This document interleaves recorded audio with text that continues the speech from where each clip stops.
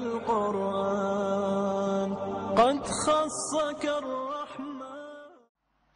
حضرت عائشہ رضی اللہ تعالی عنہ فرماتی ہے کہ اعتکاف کرنے والوں کے لیے اعتکاف کے معاملے میں سنت یہ ہے کہ وہ نہ مریض کی عیادت کرے، نہ جنازے میں جائے، نہ عورت کو ہاتھ لگائے، نہ اس سے مباشرت کرے، نہ کسی حاجت کے لیے مسجد سے نکلے بجز اس حالت کے کہ جس کے لیے مسجد سے نکلنے کے سوا کوئی چارہ نہ ہو. اور اعتکاف روزے کے بغیر نہیں ہوتا. اگرچہ اعتکاف کے لیے ہر شخص اپنی مرضی کے مطابق اپنا ایک ٹائم ٹیبل بنا سکتا ہے، لیکن سہولت کے لیے یہاں پر چند ایسی باتوں کا ذکر کیا گیا ہے جو اعتکاف کرنے والوں کے لیے مفید ہو سکتی ہیں، کیونکہ کوئی بھی کام اگر پلاننگ کے ساتھ کیا جائے، اچھے طریقے سے کیا جائے، تو اس کا اجر و ثواب بھی کئی گنا بڑھ جاتا ہے اور انسان کا وقت بھی زیادہ بہتر طور پر استعمال ہوتا ہے. نمونے کا ایک ٹائم ٹیبل حاضر خدمت ہے. مثلا دن کا آغاز صبح اٹھنے سے ہوتا ہے. اعتکاف میں اگر آپ رات کے تیسرے پہر اٹھ جائیں اور اللہ پاک کے حضور مناجات کریں، دعائیں مانگیں، ذکر اذکار کریں، نوافل پڑھیں، تو وہ وقت عبادت کے لیے نہایت بہترین ہے. حضرت ابو ہریرہ رضی اللہ تعالی عنہ سے روایت ہے کہ رسول اللہ صلی اللہ علیہ وسلم نے فرمایا، ہمارا رب جب آخر تہائی حصہ رات کا باقی رہ جاتا ہے تو آسمان دنیا پر اترتا ہے اور فرماتا ہے، کون مجھ سے دعا کرتا ہے کہ میں اس کی دعا قبول کروں؟ کون مجھ سے کچھ مانگتا ہے کہ میں اس کو دوں؟ کون مجھ سے گناہوں کی معافی چاہتا ہے کہ میں اس کے گناہ معاف کر دوں؟ اور ویسے بھی صبح کے اوقات میں سحری کے وقت استغفار اللہ کے مقرب بندوں کا شیوا ہے. اللہ سبحانہ وتعالی فرماتے ہیں اپنے نیک بندوں کے بارے میں کہ وَبِالْأَسْحَارِ هُمْ يَسْتَغْفِرُونَ، سحری کی گھڑیوں میں وہ استغفار کرتے ہیں. اس لیے اس وقت ذکر میں بہترین وظیفہ استغفار کا ہو سکتا ہے.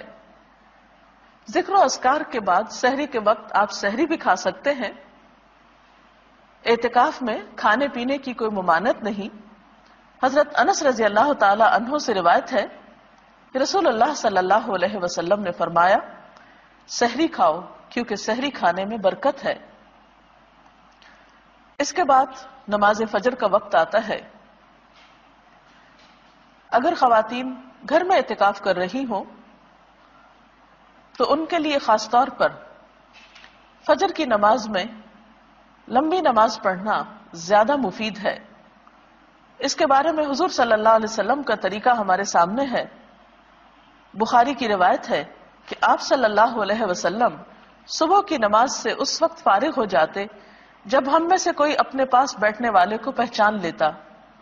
آپ اس میں یعنی فجر کی نماز میں 60 آیتوں سے لے کر 100 آیتوں تک پڑھتے تھے.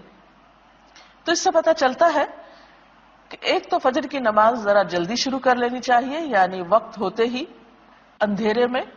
دوسرے یہ کہ وہ تمام نمازوں سے زیادہ لمبی نماز ہونی چاہیے جس میں 60 سے 100 آیات تک پڑھی جائیں اگر زبانی یاد ہو.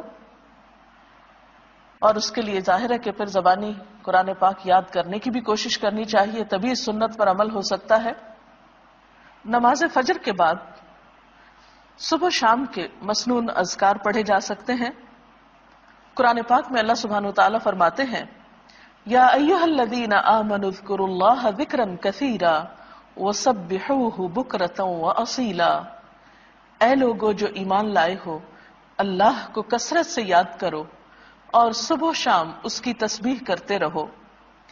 نبی اکرم صلی اللہ علیہ وسلم نے بھی فرمایا کہ مجھے ایسے لوگوں کے ساتھ بیٹھنا حضرت اسماعیل علیہ السلام کی اولاد میں سے 4 غلاموں کو آزاد کرنے سے زیادہ پسند ہے جو نماز فجر سے طلوع آفتاب تک اللہ کا ذکر کرتے ہیں. تو اس سے پتہ چلتا ہے کہ یہ وقت ذکر کے لیے بہت بہترین ہے اور ایسے لوگوں کے ساتھ بیٹھنے کو جو اس وقت ذکر کر رہے ہوں اللہ کے رسول صلی اللہ علیہ وسلم نے پسند فرمایا ہے. اور جس کی محفل میں اللہ کے رسول صلی اللہ علیہ وسلم بیٹھنا پسند کرے پھر اس کی شان کیا ہو سکتی ہے، اس سے بڑھ کر اس کے لیے اعزاز کیا ہو سکتا ہے. ان اذکار کے علاوہ اس وقت آپ قرآن پاک کی تلاوت کر سکتے ہیں، کیونکہ قرآن پاک کی تلاوت کے لیے بھی یہ وقت بہت موزوں ہے۔ سورۃ بنی اسرائیل میں اللہ تعالیٰ فرماتے ہیں ان قرآن الفجر کان مشہودا، بے شک صبح کا قرآن حاضر کیا جاتا ہے، یعنی اس وقت فرشتے حاضر ہوتے ہیں۔ پھر اسی طرح اگر آپ اپنے اعتکاف ہی کی جگہ پر نماز، ذکر، تلاوت کے بعد سورج طلوع ہونے کا انتظار کریں، ذکر میں مشغول رہیں حتیٰ کہ نماز اشراق کا وقت ہو جائے، تو اس کو بھی ساتھ ہی ادا کر لیں۔ حضرت انس رضی اللہ تعالی عنہ سے روایت ہے کہ رسول اللہ صلی اللہ علیہ وسلم نے فرمایا، جس آدمی نے فجر کی نماز جماعت سے پڑھی پھر سورج طلوع ہونے تک بیٹھ کر اللہ کا ذکر کرتا رہا اور 2 رکعت نماز ادا کی، یعنی اشراق کی نماز، اسے ایک حج اور ایک عمرے کا ثواب ملے گا۔ راوی نے کہا کہ رسول اللہ صلی اللہ علیہ وسلم نے فرمایا پورے ایک حج اور ایک عمرہ کا ثواب، یعنی بہت ہی اجر و ثواب ہے اس وقت کی عبادت کا۔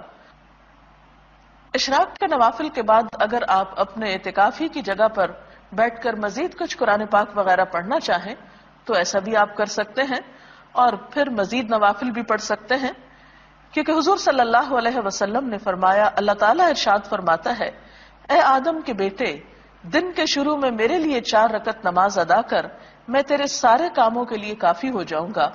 اس نماز کو چاشت کی نماز کہا جاتا ہے۔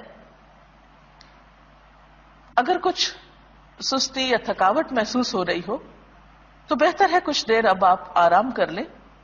آپ لیٹ کر بھی ذکر اذکار کر سکتے ہیں، تھوڑی دیر کے لیے سو بھی سکتے ہیں، لیکن اگر آپ اپنی طبیعت اچھی پاتے ہوں تو بہتر ہے کہ اب آپ کچھ وقت مطالعے کے لیے نکالیں، دینی کتابوں کا مطالعہ، قرآن پاک کی تفسیر پڑھنا، اور اگر آپ پڑھ نہ سکتے ہوں تو کیسٹ لگا کر سننا،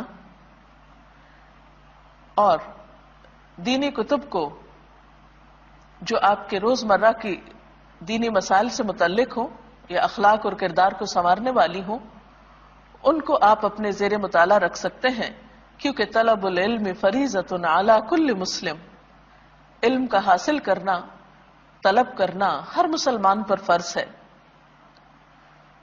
اور ویسے بھی علم کے سیکھنے اور سکھانے والے اللہ تعالیٰ کے محبوب بندے ہیں۔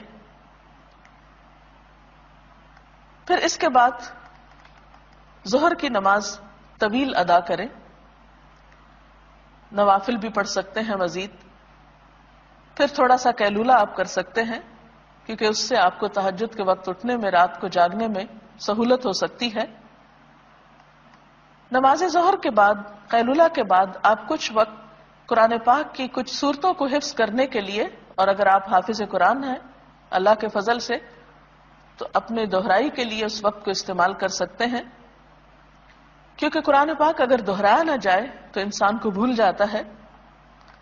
عصر کی نماز بھی اسی طرح خوب اچھی طرح ادا کریں، طہارت وغیرہ کا اچھا اہتمام کریں، اور عصر کی نماز کو تاخیر سے نہیں پڑھیں، کیونکہ آپ صلی اللہ علیہ وسلم نے دھوپ کے پیلا پڑنے پر عصر کی نماز پڑھنے والے کو منافق قرار دیا ہے۔ اور قرآن پاک میں بھی اس نماز کی حفاظت کی بہت تاکید آئی ہے، حافظوا علی الصلوات والصلاة الوسطى وقوموا للہ قانتین، اپنی نمازوں کی حفاظت کرو، خصوصاً درمیانی نماز کی، اور اللہ کے آگے اس طرح کھڑے ہو جاؤ جیسے فرما بردار غلام کھڑے ہوتے ہیں۔ عصر سے لے کر مغرب تک کا وقت، اس میں آپ تسبیحات کر سکتے ہیں، اور اس وقت بھی ذکر کرنا نہایت پسندیدہ ہے۔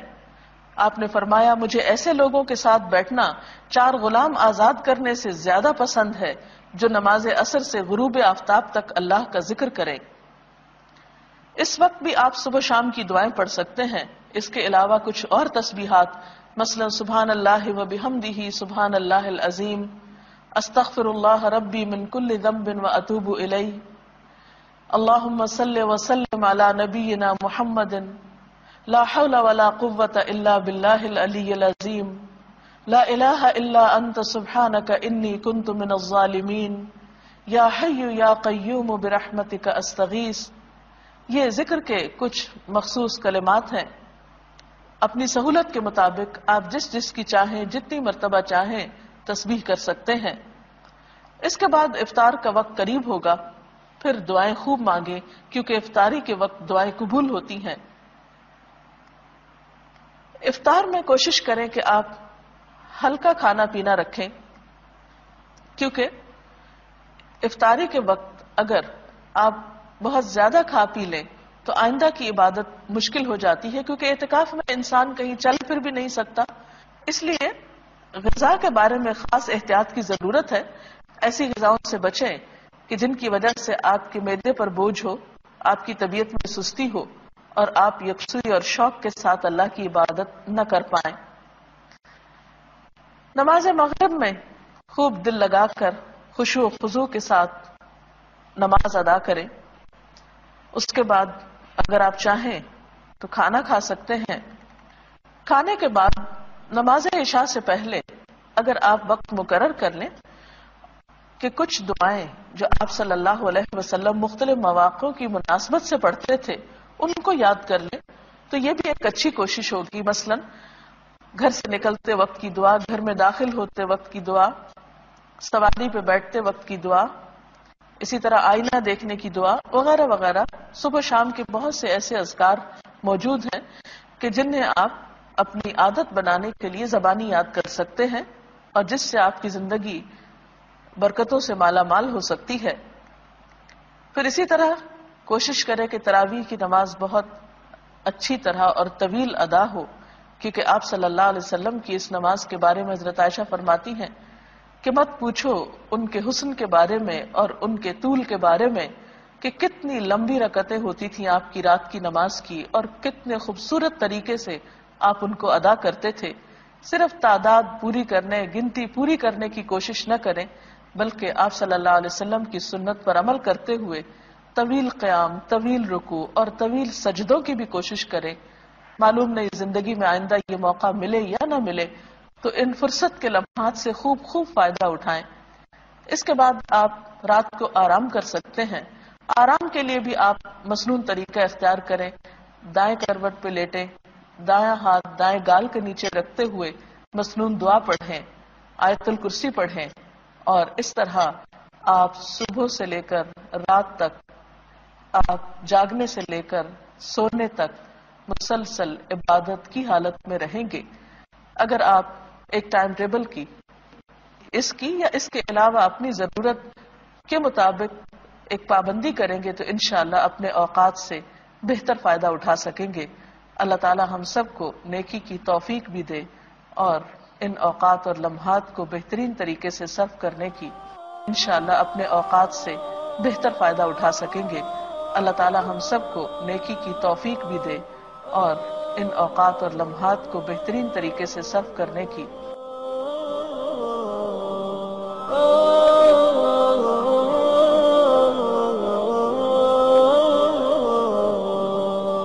يا حامل القرآن